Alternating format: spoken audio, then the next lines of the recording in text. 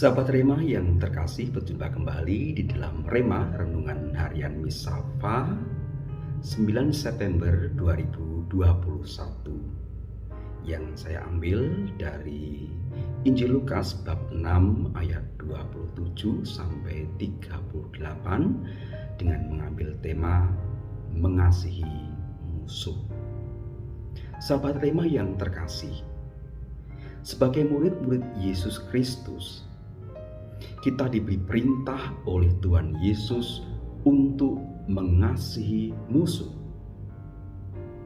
Ini perintah yang sulit kita lakukan, perintah yang hampir tidak masuk akal, karena kecenderungan manusia adalah sulit untuk mengampuni, memaafkan orang yang menyakiti hati kita, yang sudah melukai hidup kita. Tetapi Yesus memberikan perintah yang dengan sangat tegas dikatakan pada Injil hari ini,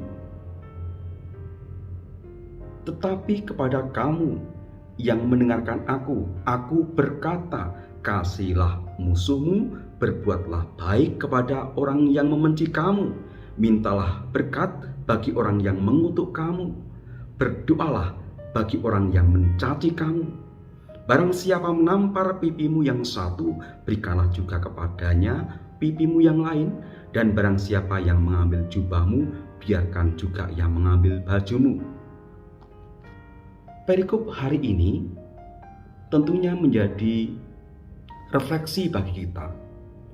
Mengapa Yesus memberikan perintah itu? Tentunya karena firman ini, sabda ini menjadi satu-satunya jalan untuk kita bisa mengalami apa artinya damai di bumi. Kedamaian hanya mungkin ketika melakukan dan melaksanakan perintah mengasihi musuh ini. Bisa kita bayangkan seandainya ada kemarahan dibalas dengan kemarahan, ada pertengkaran dibalas dengan pertengkaran, ada kemarahan dibalas dengan balas dendam. Akhirnya terus-menerus menjadi sebuah lingkaran kejahatan yang tidak pernah berhenti. Seorang teolog, Desmond Tutu, pernah mengatakan, kalau ukurannya itu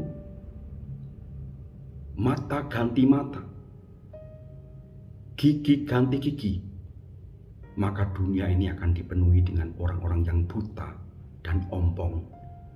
Sebuah dunia yang tidak layak kemudian dihidupi. Saya kira pernyataan itu benar juga.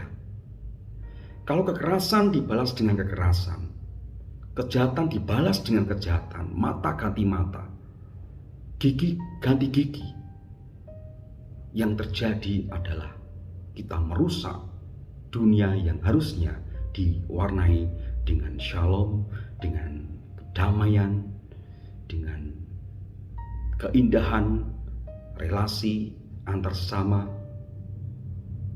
menjadi rusak karena dibalas kejahatan, dibalas dengan kejahatan yang lain dan tidak pernah akan bisa berhenti. Oleh karena itu perintah ini pertama-tama bagi kita umat beriman yang percaya pada Yesus Kristus, justru inilah solusi ketika orang berani mengasihi musuh-musuh. Yesus sendiri tidak hanya berbicara, dia mewujudkan, mempraktekkan. Di atas kayu salib, dia pun mengampuni orang-orang yang menyalibkannya, orang-orang yang membencinya. Kendati Yesus tidak ada salah, tidak ada dosa apapun yang dia lakukan. Tetapi di akhir hidupnya pun dia memberikan teladan sabda ini bagi kita, mengasihi musuh-musuhnya. Ya Bapa, ampunilah mereka, sebab mereka tidak tahu apa yang mereka perbuat. Sahabat Rema yang terkasih, kita bertanya, Tuhan, mengapa firman ini begitu perfect? Mengapa standarnya begitu tinggi ya Tuhan? Mengapa standar moral dari sabdamu ini begitu tinggi ya Tuhan? Hampir sulit dilakukan. Tetapi hal yang sulit bukan berarti mustahil untuk dijalankan.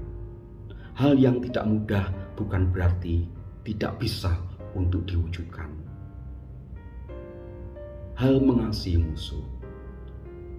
Mengapa firman ini begitu sempurna, begitu standarnya tinggi bagi kita murid-murid Yesus? Jawabannya hanya satu.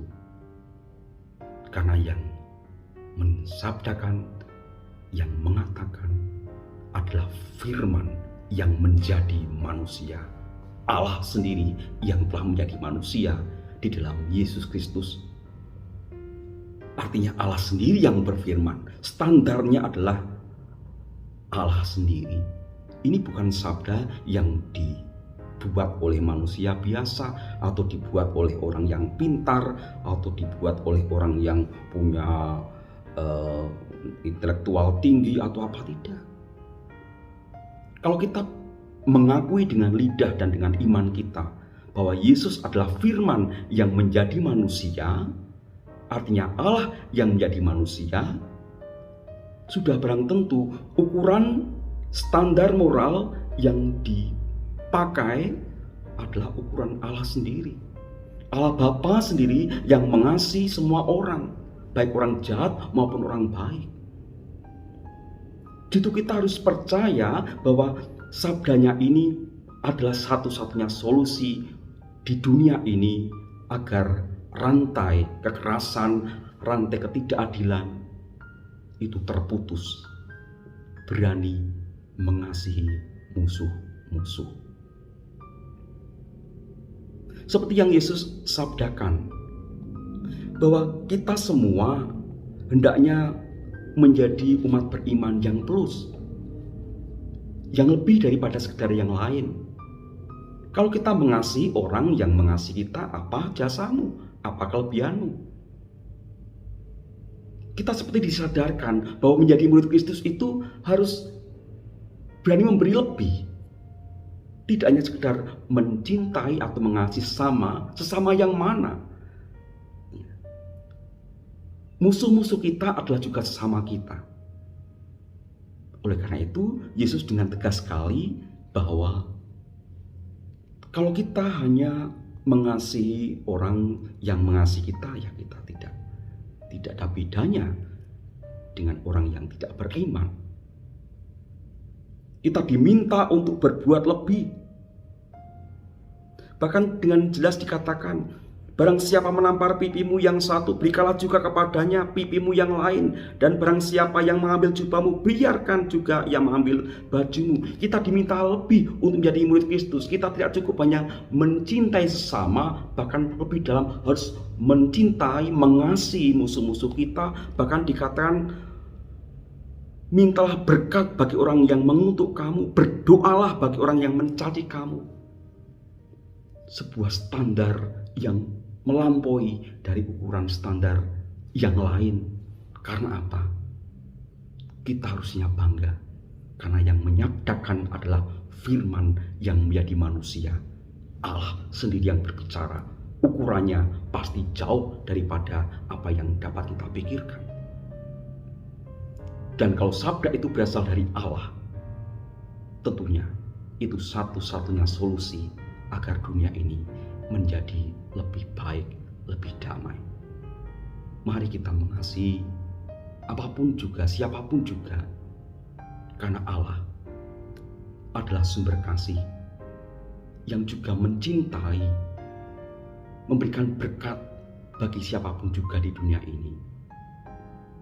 Yakinlah, dengan satu tindakan berani untuk mengasihi musuh-musuh kita, kita sudah bekerja sama dengan Allah untuk menciptakan dunia menjadi lebih baik.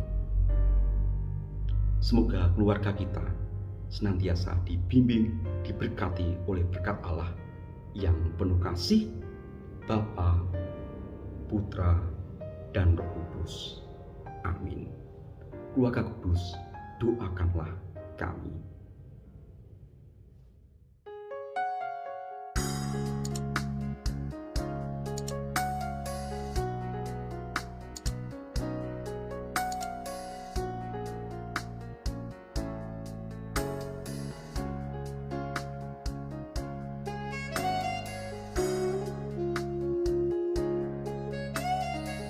Sahabat Rema, sampai jumpa dalam program berikutnya.